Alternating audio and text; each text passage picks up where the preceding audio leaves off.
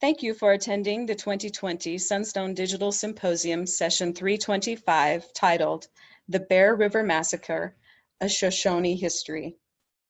The audio from this session will be available for purchase at sunstone.org after the symposium.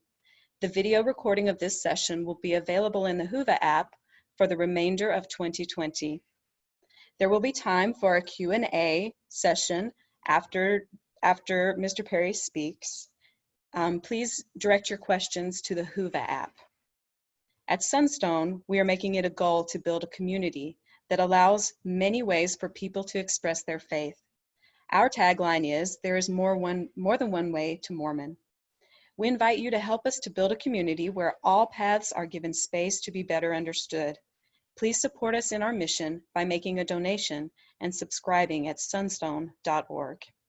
About this presentation. The recently released book, The Bear River Massacre, A Shoshone History by Darren Parry, Chairman of the Northwestern Band of Shoshone, is the first book to tell the story of the largest massacre of Native Americans by federal troops in the history of the United States from the perspective of the Shoshone Nation.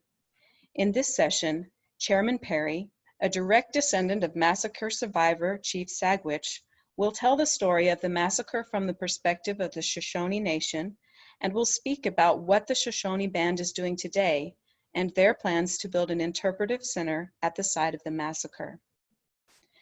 I'll take a second to introduce you to our speaker before we begin. Darren Parry is the chairman of the Northwest Band of Shoshone. He is a direct descendant of Bear River Massacre survivor Chief Sagwitch. He travels extensively to lecture on the Bear River Massacre and is leading the effort of the Shoshone Nation's effort to build the Boa Ogai Interpretive Center at the site of the massacre. I'll now give the floor to our presenter.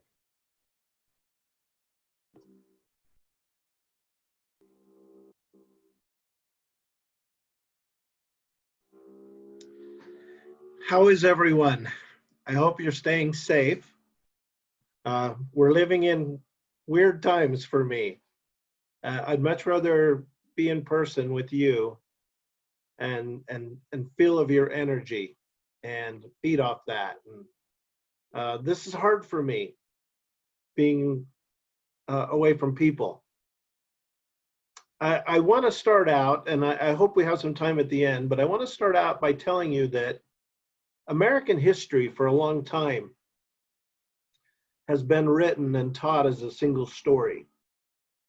It's been a narrative of nation building and unending progress that united the participants into a single American experience. If you think about it, it's a national success story celebrating human triumphs made possible in a society that's been supposedly based on liberty and equality, or so we thought. In years past, historians sometimes ignored or dismissed people whose experiences didn't conform to that master narrative. Often dismissed were the experiences of the Native Americans. After all, our story is one of decline and not one of success and progress. When the Indian story was told, it was usually portrayed as one futile resistance to the march of civilization.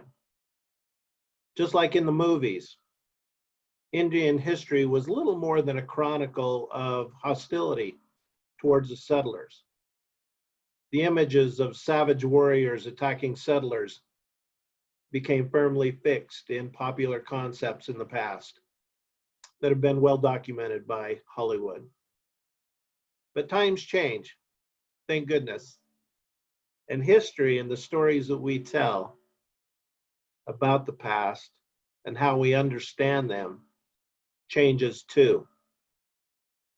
Understanding the past involves looking at history from the viewpoint of many people over many centuries. But American Indians must be included in the history of the United States. Our historical experiences require us to look beyond the stereotypes of Hollywood and rethink some of the basic assumptions about history. I have come to realize over my lifetime that when we reduce history to just data, and when we remove the emotional or the storytelling side, we lose some of the humanity that makes history so important. And that's why our story is important. Not long after the final shot was heard echoing through the Preston Valley and the final breath of the dying was taken, the work of remembering began. When Patrick Edward Connor massacred a peaceful band of Indians on that cold winter morning, he controlled for a time what was to be remembered and reported, but not anymore. Have you ever had a memory sneak out of your eye and roll down your cheek? I have that all the time when I think about the massacre at Bear River. For thousands of years, tribal elders would sit down with the young children and tell us stories. The stories were always the same. There was never a word out of place. It had to be that way. It had to be accurate. Our children needed to hear the stories as the elders had heard their stories from their grandparents. Because in my culture, nothing is ever written down. I went through this same process with my grandmother, May Timbimbu Parry. She was gentle and kind. She would sit for hours and tell me stories about how the coyote stole fire or how the sun got its name. And then with reverence in her tone, she would talk to me about the story of the massacre of her people at Bo-Ogai. There's an old Indian saying that says, when an old Indian dies, a library burns. That was never as true as it was about my grandmother. As I grew older and I attended school, I developed a great love for history. The stories that my grandmother told me were brought alive. And then I realized sitting in class one day that none of the stories that my grandmother told me are in our history books. How could that be? I'd always believed that historical events were an absolute, that events that transpired over time had one conclusion.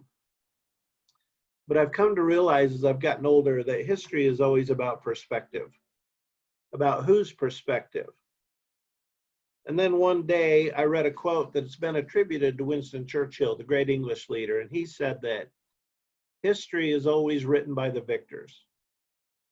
Well, that makes perfect sense why Native American histories are not in our books today. Sagwitch, my third great grandfather, and his band lived like their forefathers had lived for thousands of years. They were hunters and gatherers.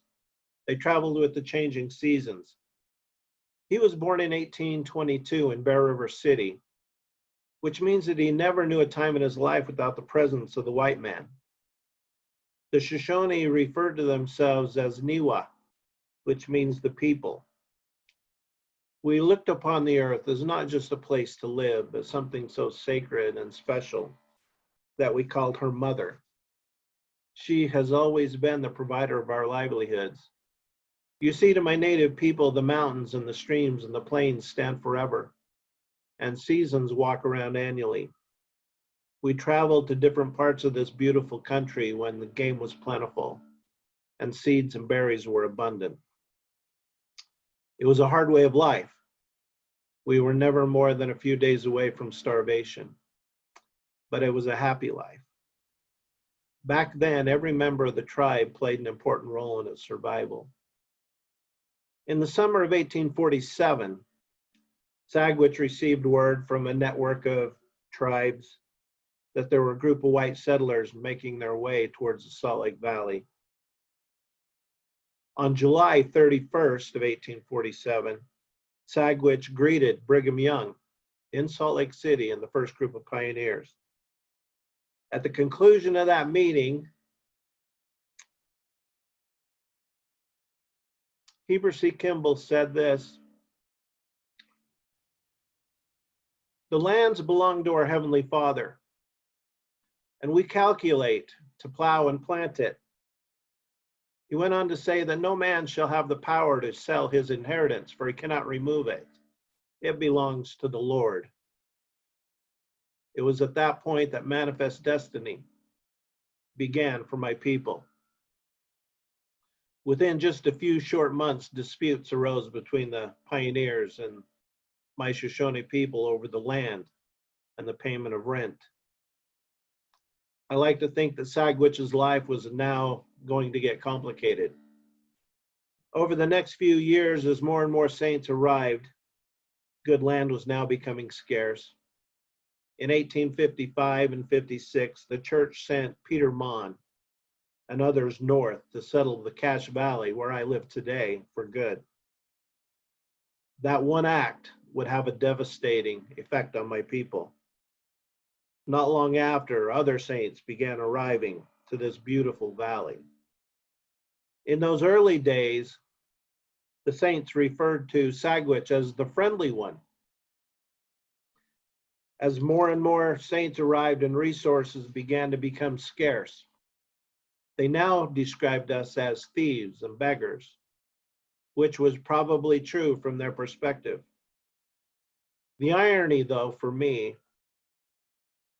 is that the Latter-day Saint people had experienced so much hate and injustice on their trek across this country. It's hard for me to believe that they could be found guilty of doing the same thing. Peter Mon, who is now the area authority in the Cache Valley, said this: "With extraordinarily good luck, the volunteers will wipe them out. We wish this community rid of all such parties. And if Colonel Connor can be successful in reaching that bastard class of humans who play with the lives of the peaceable and the law-abiding citizens in this way, we shall be pleased to acknowledge our obligations." So with this development, the use of the California and Oregon trails that cut through the heart of Shoshone land, I felt my people had three options: beg for food, starve, or steal, and I'm sure they did all three. We now have two different groups of people living two different lifestyles. In early January of 1863, the Mormon settlers from Cache Valley and those using the California and Oregon trails started making requests to Salt Lake City to put an end to the Indian depredations. Arrest warrants were issued for Chiefs Pocatello, Bear Hunter, Sandpitch, and Sagwitch. Colonel Patrick Connor and his command of California volunteers from Camp Douglas, Utah, were now mustered into service. A Mormon scout, well known, named Porter Rockwell, guided Connor and his troops just north of Logan, Utah, to a campsite just north of Preston, Idaho, where Battle Creek meets Bo Ogai, or what the settlers called the Bear River. Sagwitch, being an early riser, got up as usual on the morning of the 29th. He left his teepee and stood outside and surveyed the area as he had done every morning. He had a deep sense of stewardship over his people. It was his responsibility to take care of his needs. As he stepped outside, he could see the hills to the east were covered with a steaming mist. Chief Sagwitch was quoted, my grandmother told me, he said, "Looks like there's something up on that ridge. It looks like a cloud. Maybe it's steam coming from a horse. Maybe it's those soldiers." The chief wasn't surprised. He started calling to his sleeping village to awake. They quickly arose and gathered their bows and arrows and tomahawks and sticks. Some of the Indians were so excited they gathered whatever was in sight to fight with. Some of our women picked up their woven willow winnowing pans to use them for shields. Sagwitch shouted to his people to not shoot first. He thought that perhaps the military man was a wise man and he would ask for the responsible parties for the latest attacks on the white settlements, which Sagwitch would have turned over to the soldiers. He told his people to remain brave and calm. Some of the Indians were beginning to run towards the river, then dropped into the snow. They knew that they weren't guilty of anything, but would fight for their lives if attacked. Some of them dropped in to play foxholes that had been dug in the summer months along the river. Without so much as asking for any guilty party, the colonel and his men began to fire upon my people. Arrows were nothing compared to the rifles of the army. The soldiers massacred Indian men, women, and children,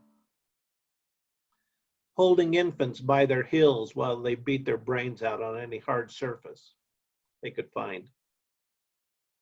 They were being slaughtered like wild rabbits. Most of the violence was along the river and among the willows. According to my people, the massacre started early in the morning and lasted into the afternoon. The Bear River, frozen earlier in the day, was now starting to flow. Our people were now jumping into the river to try to escape. The blazing white snow was now brilliant red with blood. The willow trees that were used as hiding places were now bent down, as if in defeat. The old dry leaves that had been clinging to those willows were flying through the air like whizzing bullets. Local Mormon resident Alexander Stalker noted that once the Indians had been routed, the soldiers pulled their pistols and shot many of them directly in the face at arm's length.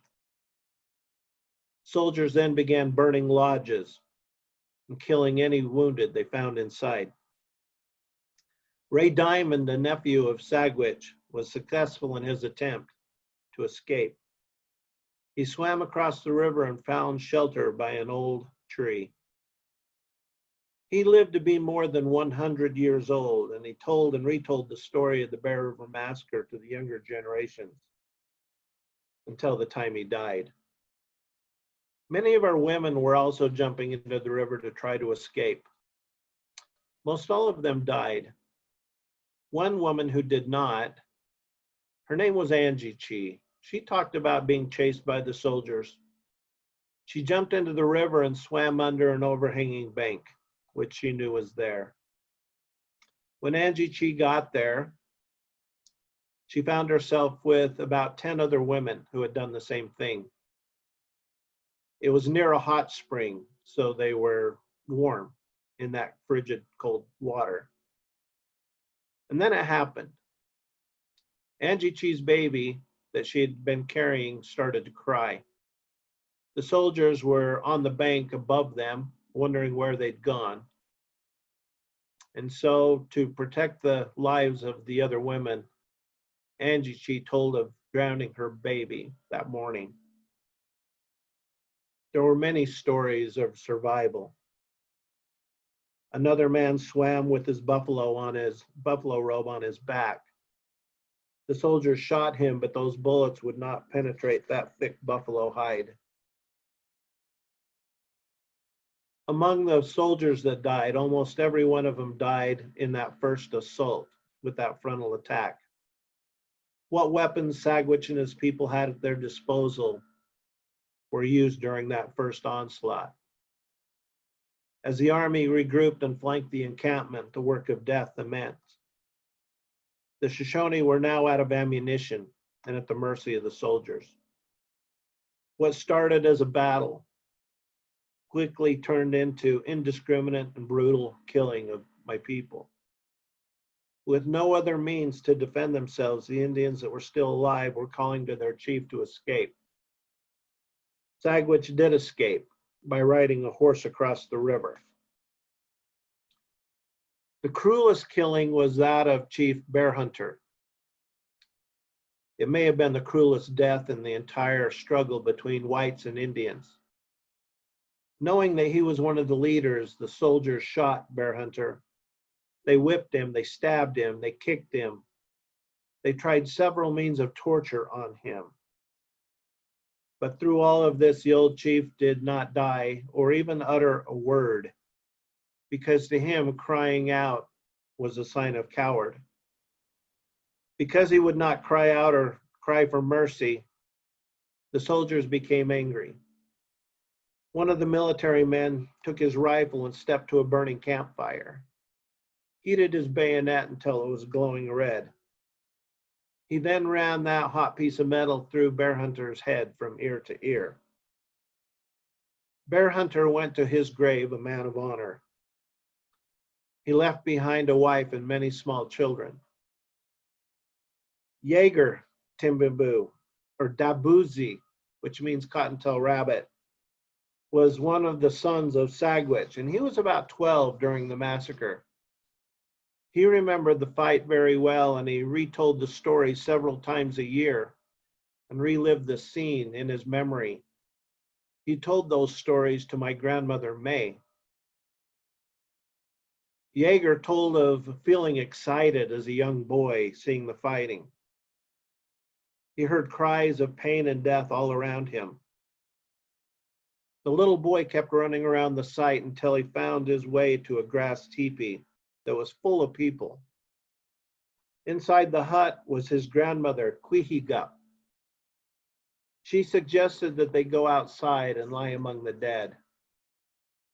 She was afraid that the soldiers were going to set fire to that structure at any minute.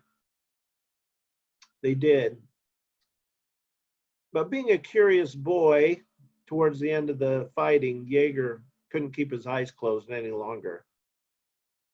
A soldier saw that he was still alive and looking around, and the soldier came up to him and pointed his rifle at his head. But he didn't pull the trigger. The soldier came back a second time and put the soldier's rifle to his head and ended up walking away. And then he did it a third time. And I'm sure he thought the end of his life was near. But at the end, the soldier lowered his rifle for the third time and walked away. His disobedience nearly cost him his life. My grandmother said Jaeger's life was spared so that the true story of the massacre could be written one day. Sagwitch, another son of Sagwitch, was a grown man at the time of the massacre. He remembered many things about the massacre, and he escaped by riding a horse away from the scene. His girlfriend on the back of the horse, she was shot and fell off and died. Another son of Sagwitch named Bishop, which means red clay, was found wandering the battlefield after the troops had left. He was a mere boy of 4 years old. He was found clutching a bowl of pine nut gravy, and he had been wounded several times. Many years later, Bishop, who was now a college graduate and a school teacher in the Cache Valley, he took the name of Frank Timbimbu Warner. About the massacre, he recalled this: "Just think, at the tender age of 4, receiving 7 bullet wounds, which I still carry as souvenirs today of that merciless battle, when women and suckling babies met death at the hands of civilization." At the end of the massacre, Connor allowed a handful of Mormon settlers to walk the village turned massacre ground. James Martineau was sickened by what he saw, and he noted in his journal that many of the squaws were killed because they would not lie down and submit to be ravished. He later, in a letter to Peter Mon, told about sickening accounts of inhuman acts by the soldiers. After the Indians had been routed, they killed the wounded by knocking them in the head with an axe. By nightfall, the Indians that escaped were cold and wet and hungry. All of the food had been scattered and burned. All of the lodges were burned except one, and that was the teepee of Sagwitch. After they'd gone, Sagwitch found his way to his teepee and found his wife dead. Beside her was an infant daughter who was still alive. Sagwitch told those that were with him to take that little girl and put her in a cradle board and hang her in a nearby tree. He knew that without nourishment from its mother that it would die anyway. And that's what happened. The next morning, some local Franklin settlers picked up that girl and raised her to adulthood. And she went by the name of Jane Hull. And she's buried in Hooper, Utah, in Weber County.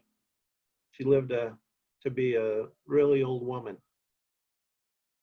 The next morning, local Mormons William Head, William Nelson, and William Hull traveled to the massacre site looking for survivors. Hull later recounted in his journal, "We drove our sleigh as far as the river. The first sight to greet us was an old Indian man walking slowly with arms folded, head down, as if in grief, lamenting the dead. He didn't speak to us and he soon left, heading towards the north. Never will I forget the scene. Dead bodies were everywhere. I counted 8 deep in one place, and in several places there were 3 to 5 deep. All in all, we counted 400 dead, 2/3 of them being women and children. We found 2 Indian women alive whose thighs had been broken by bullets. 2 little boys and 1 little Indian girl, about 3 years of age, were found alive also. The little girl was badly wounded, having received 8 bullet wounds to her tiny body. We took them on our horse to the sleigh and made them as comfortable as possible. I can't help but think that Sagwitch now realized that he was living in 2 different worlds. One group was greedy and wanted everything. The other group only wanted to live and travel as they had done for thousands of years. One group made their wishes and dreams come true by making themselves the conqueror at the expense of a defenseless people who only wanted to be left alone. Ralph Smith, a Franklin area settler, summed up the sentiments of the locals when he said, "We Saints look upon the massacre as gruesome, but necessary." And then added, "The work of Patrick Edward Connor and his soldiers was nothing less than an intervention from our Heavenly Father." In a letter to Brigham Young, dated February 4th, Peter Mon said, "I feel my skirts rid of their blood. They rejected the way of life and salvation, which had been pointed out to them from time to time, and thus they have perished, relying upon their own strength and wisdom." So how did the people of Cache Valley, the local saints, come to terms with this tragic event? And how did they want it to be remembered? Just north of Preston, Idaho today, you'll find an old monument just off of Highway 91. This monument was erected in 1932 by the Daughters of Utah Pioneers. It was meant to tell the story of the events of that fateful day. This was a celebrated event. Church officials, local politicians, scout groups, they all came together to tell their stories and their histories What the monument really accomplishes for me is that it gives people a reason to forget what happened that day. A monument, and this monument in particular, strips us of our obligation to find out for ourselves what actually took place. And a monument always tells us how it wants the past to be remembered.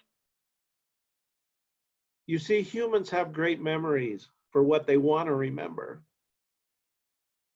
In commemorating this battle, you forget the uglier parts of history, and you focus on the heroism of the soldier and the saint.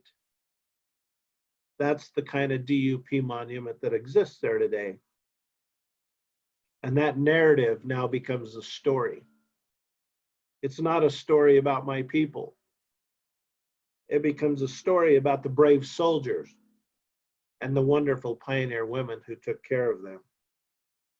In constructing this monument, you firm up memory and you create history.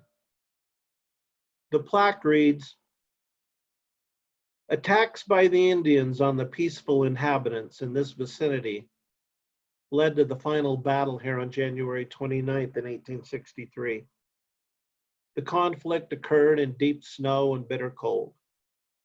Scores of wounded soldiers were taken from the battlefield to the Latter-day Saint community of Franklin, Idaho. Here, pioneer women, trained through trials and necessities of frontier living, accepted the responsibilities of caring for the wounded until they could be removed to Camp Douglas, Utah. 2 Indian women and their children that were found alive were given homes in Franklin." So my question is this really what happened?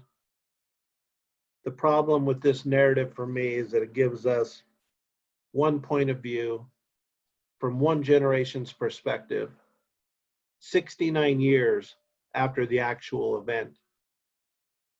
It's like a view from a window that has been carefully placed to exclude a whole quadrant of a beautiful landscape.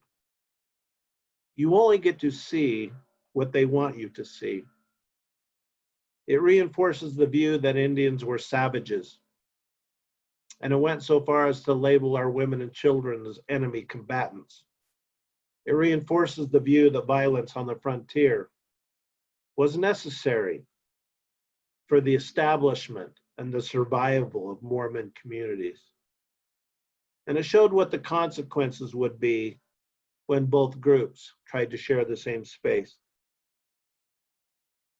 What if the plaque had been written from the perspective of the Shoshone people? Maybe it would have said something like this: "The massacre of the Northwestern Band of Shoshone occurred in this vicinity on January 29th in 1863. Colonel Patrick Edward Connor and his California volunteers from Camp Douglas, Utah, attacked a sleeping Indian village in the early morning hours of the day. The soldiers shot, raped, bludgeoned, and bayoneted several hundred men, women, and children to their death. The Indians fought back with the limited weapons available to them, but the band was all but annihilated." So which version of the Bear River Massacre is correct? The answer will always lie in your perspective. The events that took place on that cold January morning have long been forgotten by most, or not even taught. Maybe guilt or remorse has silenced all those who one day may have wanted to know the truth. But as I travel around, I'm finding that there is a new generation of people who have a hope and desire to listen and to learn. And it's not because we're looking to have things made right. We're not. But I believe that those who gave their life that day and sacrificed so much have a God-given right to be heard. Their voices speak to me from the dust. My grandmother would take me there often, and she said, if you're there at just the right time in the evening, you can sit and hear the cries of the little ones crying for their mothers. Your senses tell you that you are among the spirits of more than 400 children of Dhamma Appa, or the Great Spirit who created us all. You don't have to see things as they were to know that a terrible injustice has taken place. You can feel it by being there. We remember and we honor the past because it allows us to succeed in the future. Someone once told me, never let your past experiences harm your future. Your past can never be altered, and your future doesn't deserve the punishment. I am grateful that past negative experiences didn't alter Chief Sagwitch's future, because it would have altered mine. I believe that the most successful Native Americans today are those who can best balance culture and change. We honor our culture. We honor those who have gone before. They are important to us. We honor them and their traditions. But as a tribal leader, I realize that we now live in an ever-changing world. And I am trying every day to prepare ourselves and our children to change and succeed with it. The massacre of Bo Ogai has taught me many lessons over the years that I think is applicable to all of us today. It has taught me that bad things happen to people. How we respond to those events will determine our character and make us who we are. It has taught me to offer unconditional forgiveness, but to never forget. It has taught me that ordinary people can affect change. My grandmother refused to accept the narrative on that plaque. She went to Washington, D.C. more times than I can count. That site was called the Battle of Bear River for many years by the Park Service. But because of my grandmother, the Park Service ended up changing it to call it what it was, the Bear River Massacre. And as a result of her determination, we now have a voice. The massacre has taught me that as we preserve history, it is important that all views are represented and respected, even those that I don't agree with. It has taught me that everyone has a story worthy of being told. What is your story? Because your story is equally as important as mine. Tell me a fact and I will learn. Tell me the truth and I will believe. But tell me a story and it will live in my heart forever. My wonderful friend here in town, David Lewis, emeritus historian at Utah State University, said this in closing.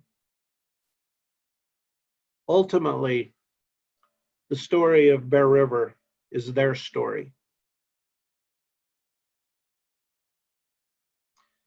And I hope we can respect the story that they want to have told, as well as recognize our role within this story. History doesn't always confirm us. Sometimes history challenges us to think about an uglier past that we'd probably rather not have. But that's really the power and the benefit of history. It connects us to the past. It connects us to our humanity and our inhumanity. And it offers us a way to move forward, especially in a circumstance like this. With the Shoshone people moving forward in a story that connects us not in the prettiest of ways, but to move forward to a new relationship that is a 21st century relationship based on respect. Respect for the truth and what happened in that past moment. then that is when you get the possibility for reconciliation. I want you to know we've been working hard at the massacre site to raise money and awareness so we could build a beautiful interpretive center in honor of our people. Over the past 4 years, we've been able to raise enough money to buy 700 acres of that sacred land. And I'm happy to report that we have done that, and we own the land today where those bodies were never buried. I've been working hard the last year and a half to raise additional money to build a beautiful interpretive center, and we're about halfway there. So I'm looking forward to raising the additional monies and starting construction soon so that we can honor those people who went before. I'm honored that Sunstone would have me present today. I'm honored that I can share the history of my people. From our perspective, a perspective that's not been heard very much over the years. And I'm honored to just be a part of this human race and trying to make a difference, not only in all of our lives, but especially in the lives of those who have been marginalized. And so thank you so much for the opportunity to be here today. If you have any questions, I'd be more than happy to answer them. Thank you so much, Darren, for this presentation. I know I learned a lot, and I think that that many of our participants have learned many things today. The most popular question addresses, I think, exactly what you've been talking about today. I'll go ahead and read it out to you. It says, our First Nations peoples have been systemically eradicated from the United States. The genocide and erasure of the beautiful culture, religion, and community is abhorrent to me. What can we do to support our Indigenous people? Resources, activist groups, anything to help. I have been delighted to learn of my own Indigenous American roots and want to help my people. I'm wondering, and maybe you could talk specifically about how people could donate or offer assistance to your interpretive center. Well, thank you. You can donate to our interpretive center. You can send a check directly to our tribal office, or we have a website, boaogoi.org, BOAOGOI.org. And there's a direct link in there, a tab you can click on to securely donate to the cause. We've raised about $3.5 million out of $5 million. So we've been very fortunate to do that. The way you can get involved with communities, and just not Native American communities have been marginalized, but all communities, is as it's no longer okay to just sit on the sidelines anymore. I made a comment one time that I can't change history. I don't want to change history, but I can change the future, and so can you. I went on to say that some of the greatest crimes in the history of our country are not caused by hatred, but by indifference. And I said it's now a good time for people to stand up and make a difference. And so just be a voice and be an ear, listen to those communities and get involved. And there's all different ways. I'm the most peaceable man you're ever going to meet. I don't like confrontation. I think there's a better way, and I've been able to build bridges of understanding between groups. I think because of the way I treat people I meet. They trust me, they understand me. And for years and years, I've learned, and watching the youth at Standing Rock taught me a beautiful lesson. Protesters teach me a beautiful lesson. And it's this: I used to think my way was a little better, that government officials would rather deal with somebody like me than the protesters. And that may or may not be true. But as I look at the youth of Standing Rock, I think, my goodness, they were there protesting peacefully, and their voice was so important to this whole narrative, because protests, activists, shift the needle a little bit, not a lot, but a little bit. And every time we raise a voice, of concern, in activism or protests, it shifts that needle more towards our favor. And so all of us can play a role. All of us in our just casual conversations with friends we cannot sit idly by and hear something that may be racist or something that offends and not say anything because you don't want to hurt somebody's feelings. We can say something, and we can say it in a way that shouldn't be too offensive. But it's just time we raise a voice, and not only for the Native American communities, but all communities of color and all communities of gender and all communities that have been marginalized by a society that we live in today.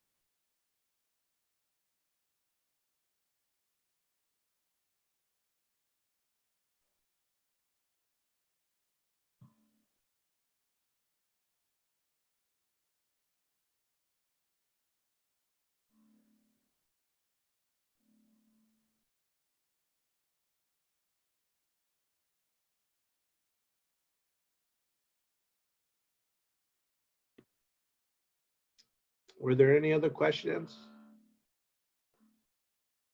Oh, I asked a question, but Oh, I can't hear. I couldn't hear you. Sorry. I must have improperly unmuted myself. Thank you for that response. It was very thorough. We do have other questions. The next question is, who was responsible for ordering the massacre, and what was Brigham Young's involvement? I don't want to speculate, and we kind of have some historical record, but a lot of letters were being received in Salt Lake City to Brigham Young from the saints locally. And I don't have the direct correspondence, but somehow those letters found their way to a federal judge in Salt Lake City. And it was him that the federal judge made those arrest warrants available for Pocatello and Bear Hunter and Sandpitch and Sagwitch. So if the letters are going to Brigham Young and all of a sudden find their way to a federal judge in Salt Lake City, I'm just going to connect the dots. And so I made a statement to Elder Snow in a meeting we had, and I talked about the massacre, and I talked about the causes of the massacre. And Elder Snow is a good friend. He was the church historian, and I love him. But he became very defensive and said, I want you to know we didn't participate in the massacre at all, and we didn't have anything to do with it. And I said, you may have not have fired a bullet, but you were absolutely, and by you, the church was absolutely the cause. And I said, your presence in the Cache Valley, we were hunters and gatherers. We relied on resources that your people competed for and took because you felt like you had a God-given right to it, and we did not. And so it was pretty tense there for a moment, but I absolutely reminded him of who was absolutely the cause at the beginning, end of the day. They didn't fire a bullet, but they were absolutely the cause of it. So, but even acknowledging that, it's what we can do today to move forward from there. We all go through horrible things, and so, but yeah, there was a great deal of responsibility from Brigham Young on down, and which is hard for me as a Native American, and I'm a sixth generation Shoshone Mormon. Six. Think about that. Sagwitch ended up joining the church in 1873, 10 years later. Baptized in the Bear River, where he saw the destruction of his people. So from that point on, I am one of the fold. I am one of those who are trying to Mormon every day. But it's hard for me to believe that a people who had a book of scripture that they believed talked about a people, my people, in such a way, and a people that would play a part in the gathering of Israel, and to think that we could be treated like we were treated. And so, yeah, it's complicated, I like to say.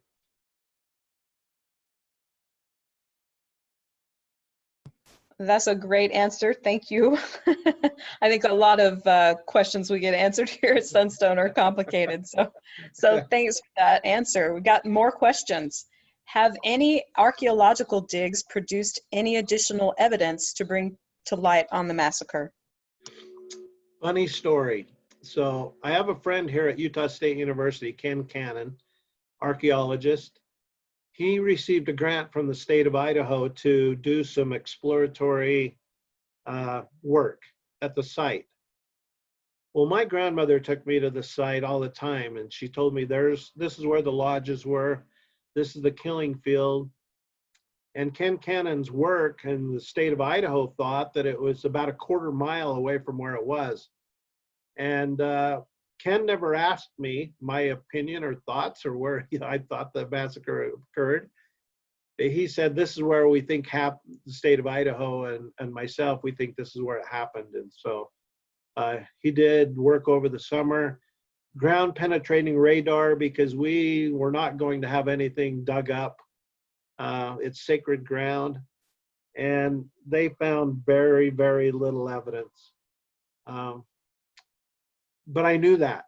I knew he wasn't going to find anything because my grandmother told me where it was. And so at that point, we didn't own the land.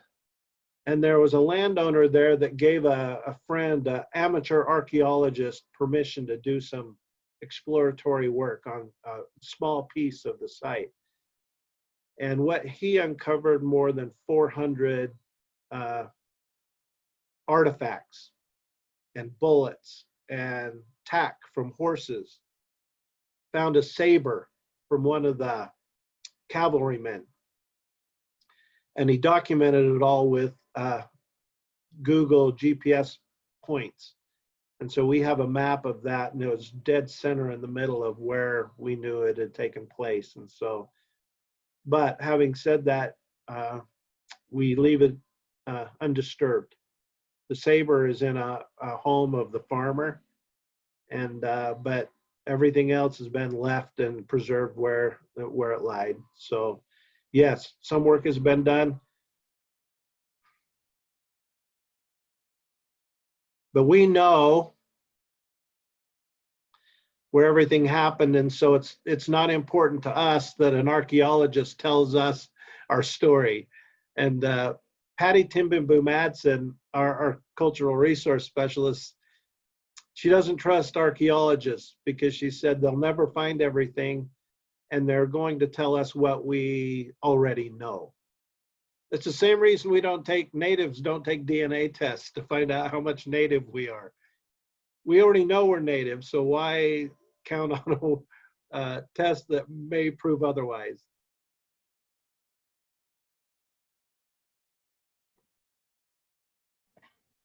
Okay, yeah, that was a bonus. Well, thanks for that little tidbit there. We got bonus information here coming across. Thank you. I do have two more questions. I think that our session is scheduled to end at 12:55, but I think we're going to go about 5 minutes long just because of our technical difficulties at the beginning. So I do have two more questions here. The first question is, this questioner loves your presentation and asks you to describe what is happening right now in your area in terms of Native American and white relations. I'm very blessed and lucky because over the last 5 years, I speak probably 3 or 4 days a week somewhere around. Well, I did before COVID for sure. A lot less now and a lot more on Zoom. But I've been able, last year I talked to 70 elementaries. I get invited by 4th grade Utah history teachers all the time. And so I have gone to almost every elementary in the Cache Valley and Ogden and Weber and Davis counties and shared our culture. And that with some of the firesides that I do and other things, our tribe has a wonderful reputation in the area. And so we, here in the Cache Valley, we have partnered with Utah State University, the history department, with all disciplines at the college. They're helping us at the Interpretative Center and Massacre site but they're helping us in many other ways. And our relationship that we have with the locals here in Cache Valley and other places is really wonderful. We are partners in trying to build a beautiful community, and it's not a us versus them or you owe us because of things that your ancestors may or may not have done. But we've chosen to look beyond that and see what we can do together to make a better community. And so I moved up on the hill here in Providence so I can keep an eye on the Cache Valley and those white saints. And I put up a teepee on the side of my house. It's probably the first teepee in the Cache Valley since Sagwitch's band had one. I just want them to, I do it because I love having one, and we have ceremony here all the time, but I do it because I just want people to remember that when they walk by or drive by that this was Native American land for thousands of years, and we honored the land and we took care of it. We made sure Mother Earth was sustainable. And so I just think it's a wonderful relationship we have today with the locals. Well, thanks. Funny story. I was actually in Providence just last month, and I saw that teepee. So I think you are getting some attention. Good job there. We're going to take one more question. There are some more questions in the Q&A, but you can continue that discussion in the Q&A after the broadcast, but this will be our last question. This questioner asks, how do you feel about the Book of Mormon? It still has so much racism. How do you reconcile your faith and racism in the church? Oh, what a wonderful question. Let me just say this. I love the Book of Mormon. I had a meeting last year with the presiding bishop, and I kept talking about being a Lamanite. And every time I brought it up, you could see the cringe on their faces. Like, yeah, but we're trying to back away from that. We're trying to, and I don't know why. And I said, look, I know when I say I'm a Lamanite, you guys are uncomfortable, but that's okay. I want to identify as a Lamanite. First of all, because I read the Book of Mormon at an early age, and I kind of identified with Laman and Lemuel as troublemakers, first of all. And then if you believe the book and have a testimony of it towards the end, they're the only ones left standing, and that's why my people are here. Whether it's true or not true, I don't know. I guess I'm not a smart enough guy to really know. But I just like the story. I like how that makes me feel. Now, reading white and delightsome and the color of skin and other things is pretty problematic. But it's problematic especially in the sense that where we are today. Our grandparents weren't having this discussion, were they? And so we're at a point today, though, that whiteness and darkness and all of those things mean something different than they did back then. And so I've always tried to keep things in context, historical events and good and bad things in the context of the era they were written in or anything else. And so for me to judge the Book of Mormon on that when it was translated, if you want to say, to the standards that we have today, then yeah, it's a huge problem. I just choose not to look at it in that term. I'm much more simplified in my way, but yes, if I were to judge it on today's racisms and things, that I would certainly should have a big problem with a lot of the things that are in there. I just think one day somebody's going to answer these questions for me.